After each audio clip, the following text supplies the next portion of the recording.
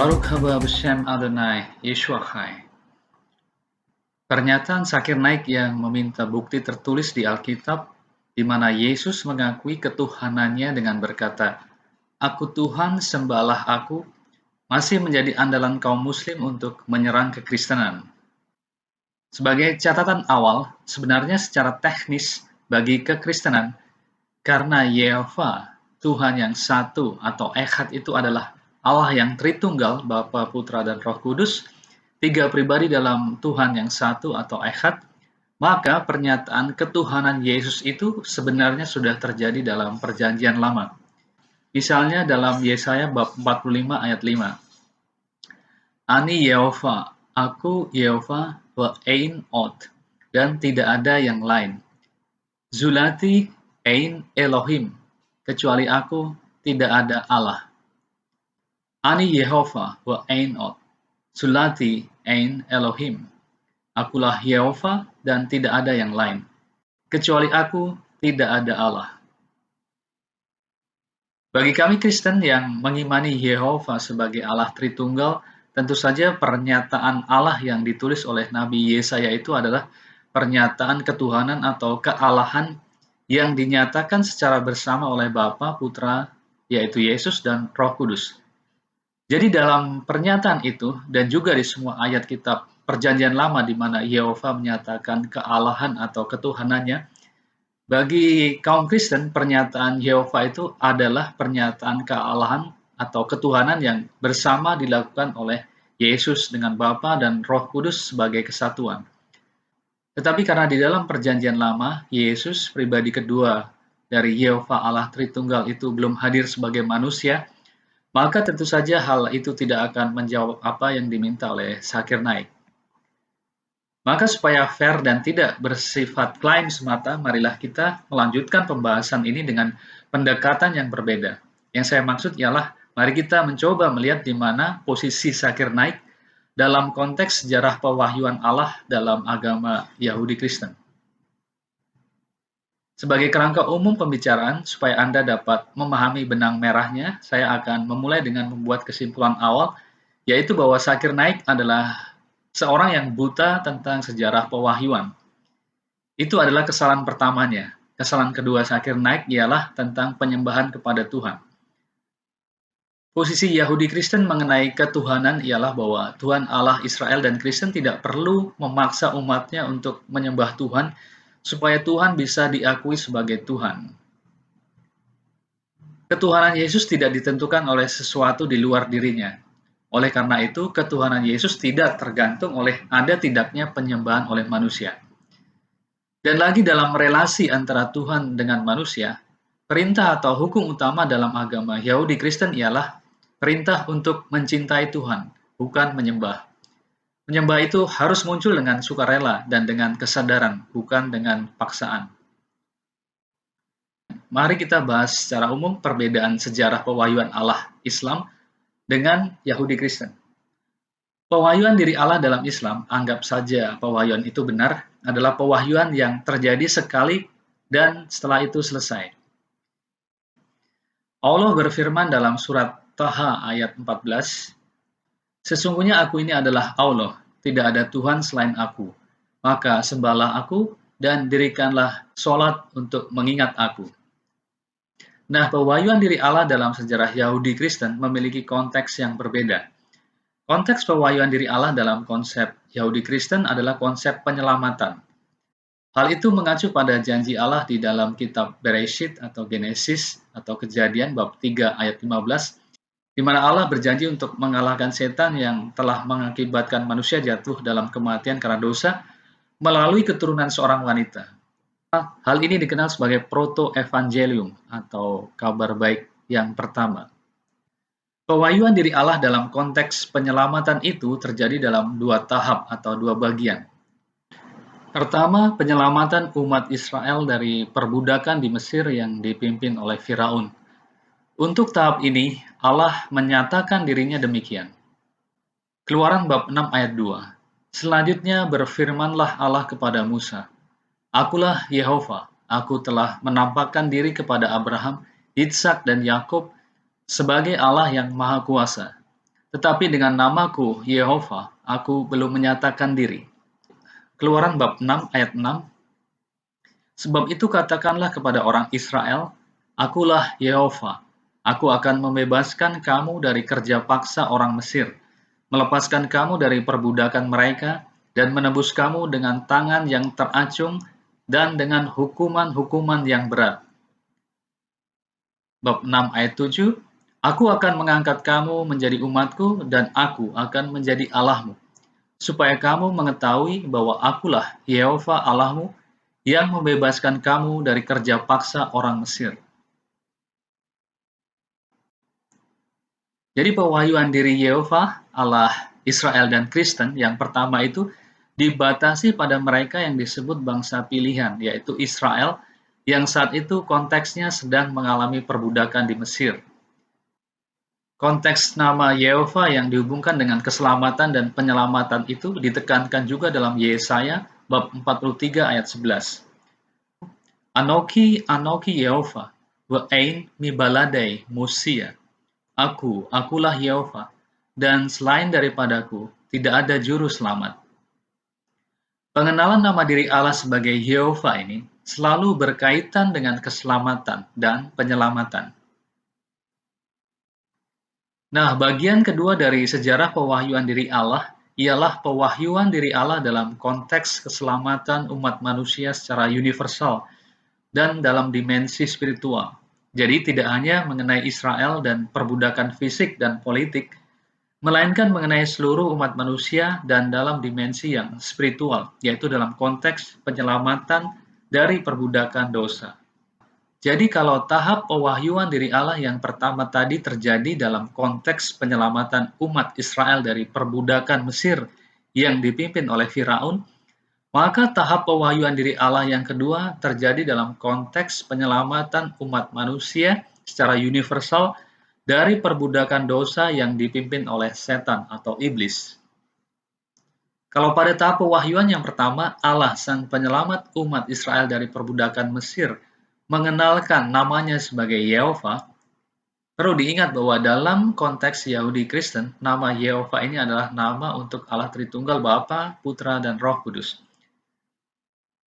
Sekali lagi, kalau pada tahap pewahyuan yang pertama, Allah sang penyelamat umat Israel dari perbudakan Mesir mengenalkan namanya sebagai Yehova, maka pada tahap pewahyuan yang kedua, Allah sang penyelamat umat manusia dari perbudakan dosa itu mengenalkan nama Ia yang diutus menjadi penyelamat, yaitu Sang Putra yang keluar dari diri Bapa itu dengan nama, seturut pesan malaikat Gabriel kepada Maria, adalah Yehova menyelamatkan, atau yang disingkat Yesua. Sekali lagi, Yesua ini adalah pribadi kedua dari diri Yehova Allah Tritunggal Israel. Ia turun ke dunia menjadi manusia untuk menyelamatkan umat manusia dari perbudakan dosa. Jadi tubuh, daging, darah, jiwa, dan roh dari Yesua Sang Mesias yang dilahirkan oleh Santa Perawan Maria dari kuasa roh Allah yang Maha Tinggi itu adalah wujud nyata dan real dari Yehova Allah Tritunggal Israel yang hendak menyelamatkan umat manusia dari perbudakan dosa. Kita juga bisa mengatakan bahwa Yesua adalah penubuhan dari diri Yehova, Allah yang menyelamatkan. Jadi tubuh dan darah fisik Yesua itu adalah sumber keselamatan yang dihadirkan dalam dunia fana ini oleh Yehova Sang Penyelamat bagi umat manusia. Kamu harus menyentuh Yesus itu, memakannya dan meminumnya melalui sakramen Ekaristi. Tentang nama Yesua itu dikatakan demikian dalam Kisah Para Rasul bab 4 ayat 12. Dan keselamatan tidak ada di dalam siapapun juga selain di dalam Dia. Sebab di bawah kolong langit ini tidak ada nama lain yang diberikan kepada manusia yang olehnya kita dapat diselamatkan. Tentang nama Yesua itu dikatakan demikian dalam Kisah Para Rasul bab 4 ayat 12. Dan keselamatan tidak ada di dalam siapapun juga selain di dalam Dia, yaitu Yesua atau Yesus, sebab di bawah kolong langit ini tidak ada nama lain yang diberikan kepada manusia yang olehnya kita dapat diselamatkan. Nah, Yesua, wujud nyata dari Yehova yang menyelamatkan sebagai pribadi kedua yang keluar dari Bapa, Yang masuk ke dalam dunia itu datang memang bukan untuk menyombongkan diri dan mencari hormat dengan berkoar-koar di depan orang banyak dengan berkata, "Hei, aku ini Tuhan loh, sembah aku ya." Yesus datang untuk merendahkan diri, untuk menderita sampai mati demi penebusan dosa manusia. Matius bab 20 ayat 28, Anak manusia datang bukan untuk dilayani, melainkan untuk melayani dan untuk memberikan nyawanya menjadi tebusan bagi banyak orang. Jadi kalau disimpulkan, sejarah dan konteks pewahyuan diri Allah dalam sejarah agama Yahudi Kristen meliputi dua tahap. Pertama, pewahyuan diri Yehova Allah sebagai penyelamat Israel dari perbudakan Mesir. Yang kedua, pewahyuan diri Yehova Allah sebagai penyelamat umat manusia melalui pribadi kedua dari Yehova, yaitu Yesua. Konteks, karakter, dan dimensi penyelamatan dari dua tahap pewahyuan itu pun berbeda. Pewahyuan pertama diri Allah terjadi dalam konteks peristiwa yang bersifat historis, yaitu umat Israel yang sedang mengalami perbudakan di Mesir yang dipimpin Firaun. Karakter Yehova Sang Penyelamat adalah karakter yang dahsyat. Kita baca ada 10 tulah, laut yang terbelah, kemudian Allah yang tampak di atas gunung Sinai, dan seterusnya. Dimensi penyelamatan dari peristiwa pewahyuan pertama diri Allah ini juga bersifat partikular dan politis, yaitu mengenai bangsa Israel yang dibebaskan dari perbudakan bangsa lain, yaitu Mesir. Pewahyuan kedua diri Allah terjadi dalam konteks peristiwa yang transhistoris, yaitu mengenai semua jiwa manusia yang mengalami perbudakan dosa yang dipimpin oleh setan atau iblis. Karakter Yesua, Sang Yehova Penyelamat, dalam pewahyuan kedua diri Allah memiliki karakter yang rendah hati, hina, dan menderita, melayani, sengsara, bahkan wafat. Dimensi penyelamatan dari pewahyuan tahap kedua dari diri Allah ini bersifat universal dan spiritual, yaitu meliputi semua jiwa manusia, dari manusia pertama yang pernah ada di bumi ini, hingga kelak manusia terakhir di bumi ini. Jadi kalau kita coba bandingkan pola pewahyuan mengenai siapa diri Allah antara Yahudi Kristen dengan Islam, kita akan mendapati perbedaan. Dalam agama Yahudi Kristen, tahap pewahyuan diri Allah terjadi dalam dua tahap, dan konteksnya selalu adalah soal penyelamatan. Sementara pewahyuan dalam agama Islam tidak mengenal tahapan. Dengan kata lain, hanya ada satu kali pernyataan diri Allah, Tuhan agama Islam itu, dan pernyataan diri dan nama Allah sebagai Tuhan dalam Islam itu, saya tidak tahu konteksnya apa. Tetapi yang jelas hal itu tidak berhubungan dengan konteks pembebasan atau penyelamatan seperti yang terdapat dalam agama Yahudi Kristen. Ini bisa jadi adalah sebuah lubang besar dalam teologi Islam. Bagi Yahudi dan Kristen, konsep pewahyuan Yehova, Allah orang Yahudi dan Kristen itu terjadi dalam konteks Allah yang menyatakan diri kepada manusia untuk menyelamatkan umat manusia dari perbudakan dosa dan neraka. Tetapi dalam Islam, kalau kita bertanya, untuk apakah Allah, nama Tuhan dalam agama Islam itu menyatakan atau mewahyukan diri kepada manusia? Apakah ada yang bisa menjawab?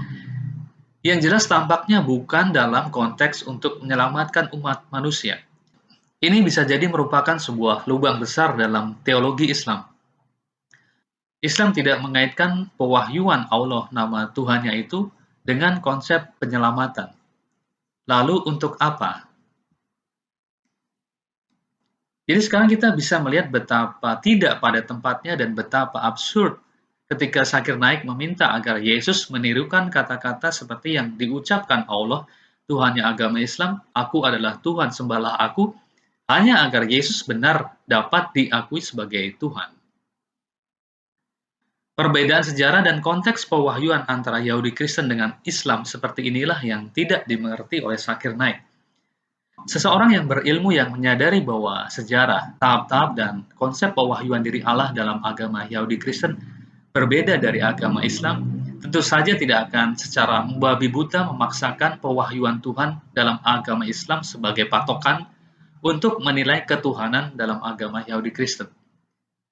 Sayangnya Zakir Naik tidak termasuk golongan orang yang berilmu seperti itu.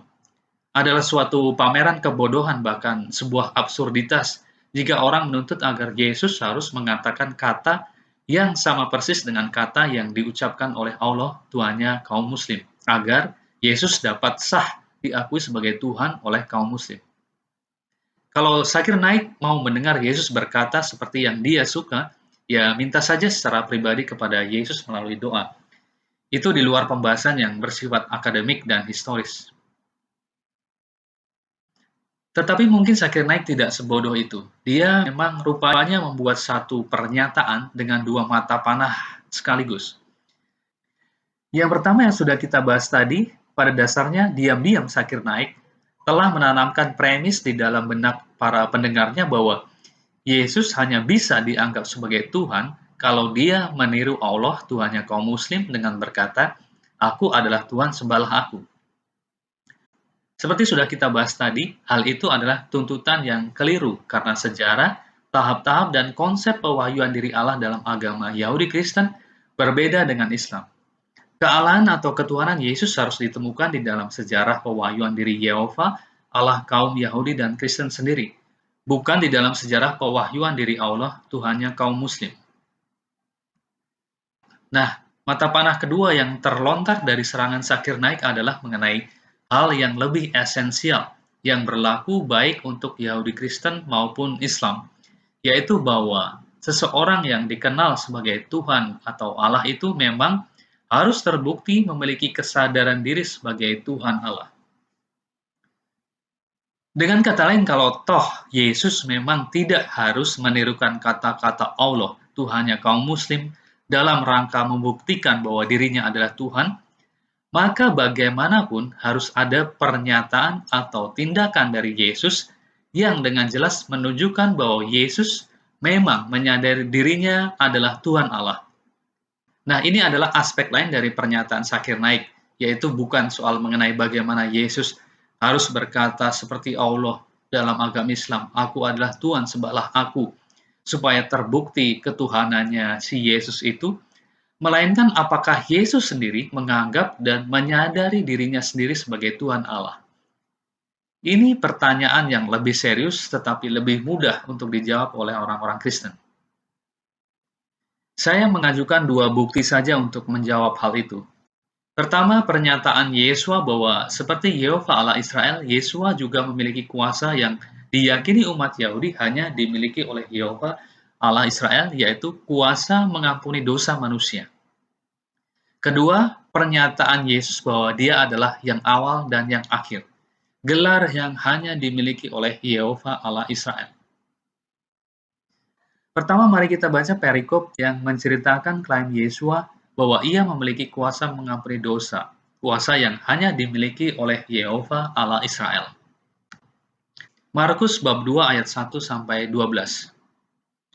Kemudian sesudah lewat beberapa hari, waktu Yesus datang lagi ke Kapernaum, tersiarlah kabar bahwa ia ada di rumah.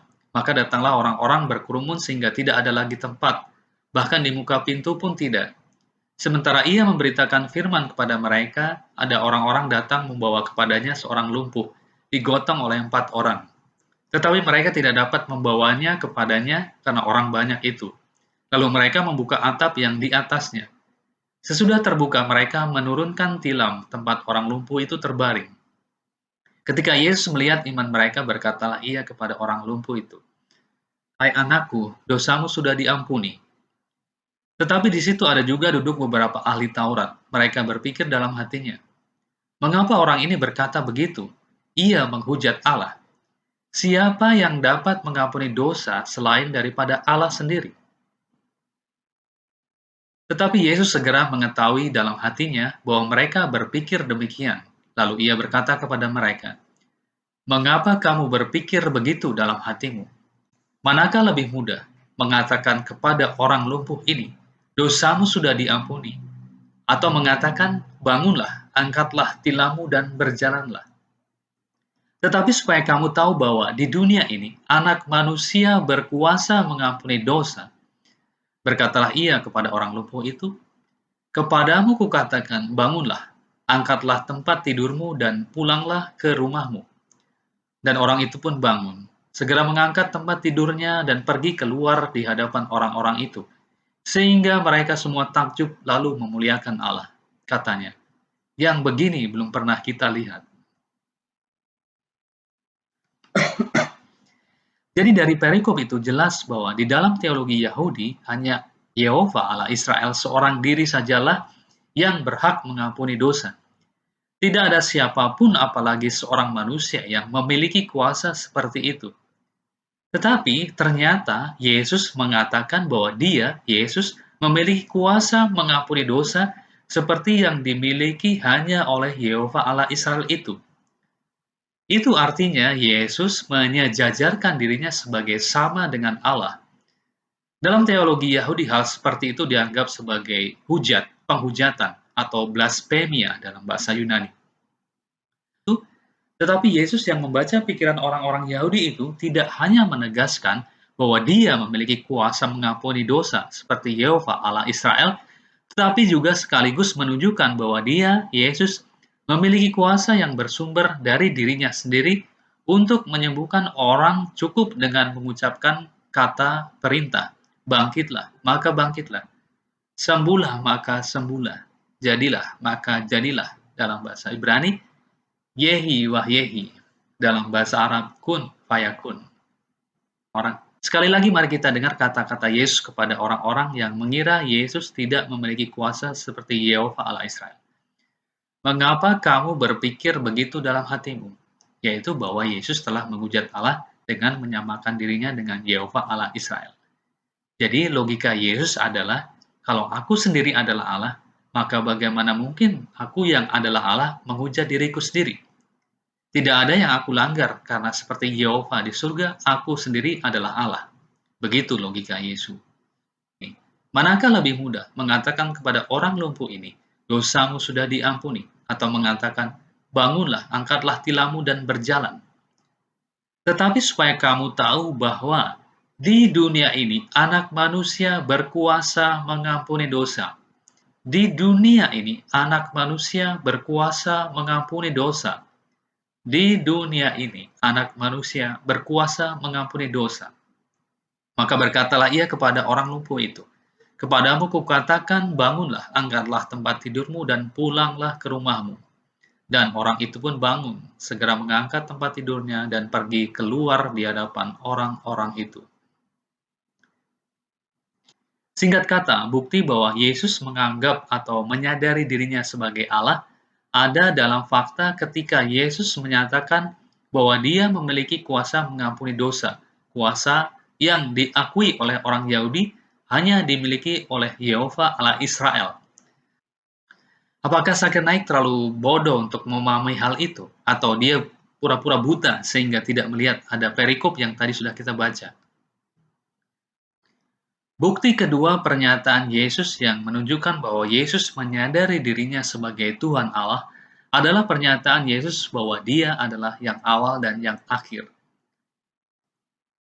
Sebelumnya perlu digarisbawahi setebal-tebalnya bahwa hanya Yehova Allah Israel sajalah yang menyatakan dirinya sebagai yang awal dan yang akhir.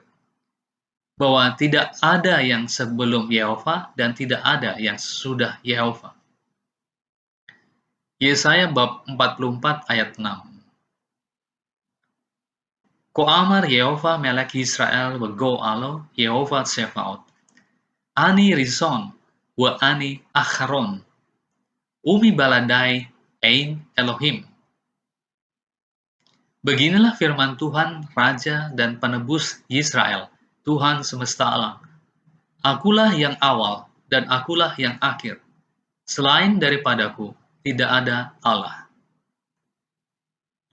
Nah, sekarang kita baca pernyataan Yesus bahwa seperti Yehova Allah Israel, Tuhan yang satu itu, dia, Yesus, adalah yang awal dan yang akhir.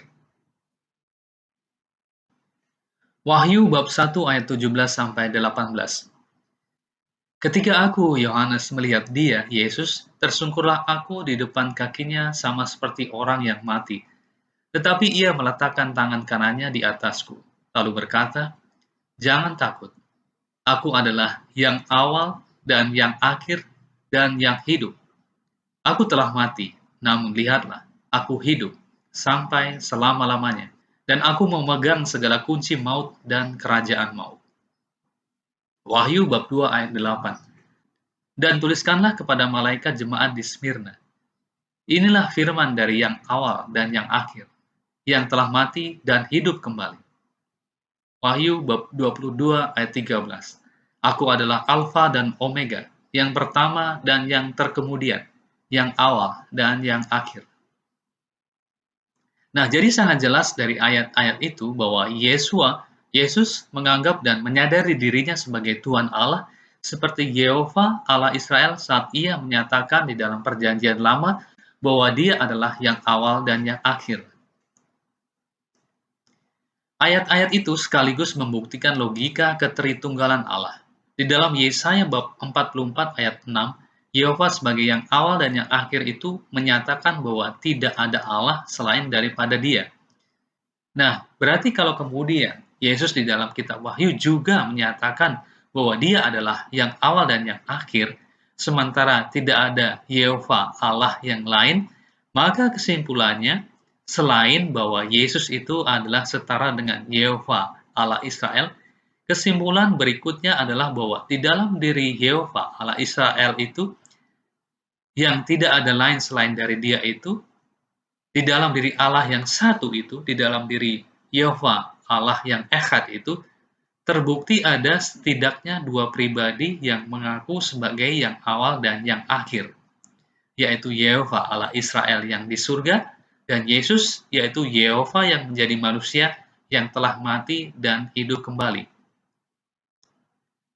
Nah, karena menemui fakta-fakta biblikal seperti itulah, orang-orang yang logis setelah membaca Alkitab akhirnya tidak bisa tidak mesti menyimpulkan bahwa versi Allah yang satu dan berpribadi hanya satu atau tunggal adalah Allah yang palsu. Allah yang satu dan berpribadi tunggal hanyalah mitos karangan manusia. Alkitab Yahudi dan Kristen ternyata menunjukkan dan memberi kesaksian bahwa Allah yang satu atau Echad itu ternyata mewahyukan dirinya dalam sejarah umat Israel sebagai Allah yang satu atau Echad dalam tiga pribadi, Bapa, Putra, dan Roh Kudus. Dalam bagian ini saya tidak menjelaskan secara khusus mengenai bukti-bukti biblis kealahan Roh Kudus sebagai pribadi ketiga dari Tuhan Allah yang Echad atau Esa itu, karena ini memang bukan bahasan khusus mengenai Tritunggal. Tetapi secara sekilas, bukti bahwa Roh Kudus, Roh Allah adalah pribadi, dapat Anda temukan dalam Genesis bab 1 ayat 2, bahwa ia dapat berbicara, Kisah Para Rasul bab 13 ayat 2, bahwa ia Roh Kudus dapat mengajar, Yohanes bab 14 ayat 26, bahwa ia Roh Kudus dapat mengerjakan seperti yang dikehendakinya, 1 Korintus bab 12 ayat 11, bahwa ia Roh Kudus dapat melarang, Kisah Para Rasul bab 16 ayat 6, bahwa ia Roh Kudus dapat melakukan mukjizat-mukjizat, Kisah Para Rasul bab 19 ayat 6, bahwa ia Roh Kudus dapat melakukan mukjizat-mukjizat, Kisah Para Rasul bab 19 ayat 6. Ia Roh Kudus memimpin kita ke dalam kebenaran dengan cara mendengar, berbicara, dan menunjukkan, Yohanes bab 16 ayat 13. Juga fakta bahwa Roh Kudus dapat merasakan seperti seorang pribadi. Contohnya ketika kita diperingatkan untuk tidak menduka citakan Roh Kudus. Efesus bab 4 ayat 30 dan seterusnya. Kembali ke topik, dengan menyatakan dirinya sebagai yang awal dan yang akhir, gelar yang hanya dimiliki oleh Yehova Allah Israel, Yesus jelas menganggap dan menyadari dirinya sebagai Tuhan Allah. Jadi dengan begitu terbukti bahwa ternyata Zakir Naik tidak becus membaca Alkitab. Dengan menyatakan bahwa dirinya memiliki kuasa mengampuni dosa, dan bahwa dirinya adalah yang awal dan yang akhir, jelas Yesus menganggap dan menyadari dirinya sebagai Yehova, Tuhan Allah Israel. Nah, lucunya pernyataan ketuhanan Yesus sebagai yang awal dan yang akhir ini 600 tahun kemudian ditiru oleh kaum muslim untuk disematkan kepada Allah, Tuhan agama Islam.